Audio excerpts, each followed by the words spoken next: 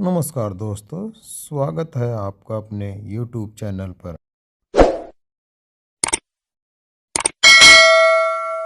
आज हम बात करेंगे भोजन के बारे में कि भोजन की दिनचर्या कैसी हो।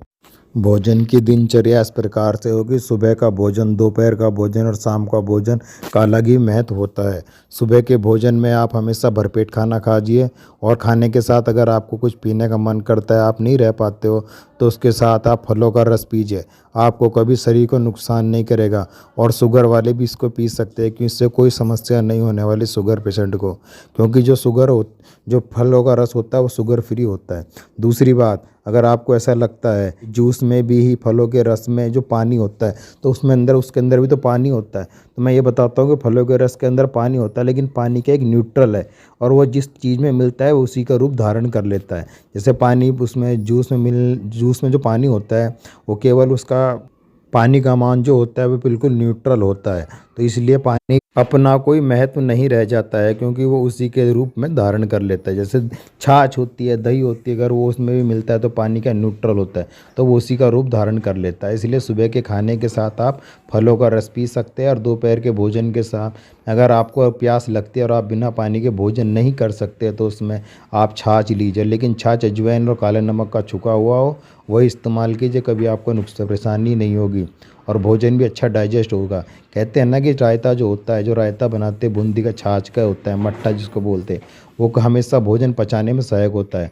और हमेशा एक बात का ध्यान रखना, भोजन के साथ हमेशा गुड़ का इस्तेमाल करना।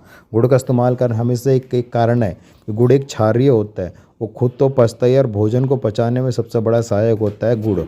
इसलिए हमेशा खाने के साथ गुड़ का इस्तेमाल ज़रूर करें। खाने के साथ करें, खाने के बाद करें, लेकिन एक बात का ध्यान रखना, गुड़ हमेशा अच्छा क्वालिटी का होना चाहिए, केमिकल वाला नहीं होना चाहिए। और अच्छा गुड़ रहेगा तो वो शरीर को अच्छा फ़ायदा करता है। और रात के खाने में अगर आप बिना पानी के नहीं रह सकते तो उस समय आप ऐसा कर सकते हैं, आप पानी की जगह दूध का इस्तेमाल कर सकते हैं। हल्का फुल्का दूध हो और उसमें पानी हो, तो वो क्या कि मैंने आपको बताया, तो पानी हमेशा दूध का जो जिस चीज़ में मिलता है वो उसी का रूप धारण कर लेता है।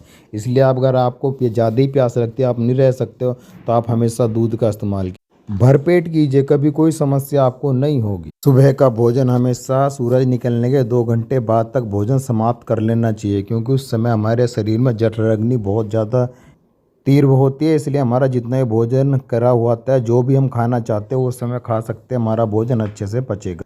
जितना भी मन करे दबा दबा के भरपेट खा सकते हो। जो आपको पराठा, पकौड़ी सकौड़ी जो भी आपको कुछ खाना है वो आप खा सकते हो।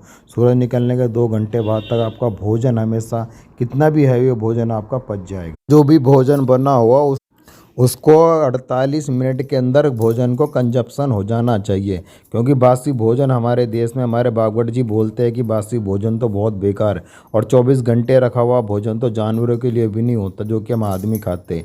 इसलिए भोजन को हमेशा ताज़ा ताज़ा खाए और ताज़ा ताज़ा समाप्त कर देना चाहिए। हमारे भारतीय परंपरा में रही कि जब भी खाना बनता है ताज़ा ताज़ा ही खाना खाते थे, लेकिन अब क्या कि फॉरेन कल्चर आने के कारण हमारे देश में लोग इस बात को समझ नहीं रहे और इस वजह से इसलिए हम बीमार पड़ते हैं।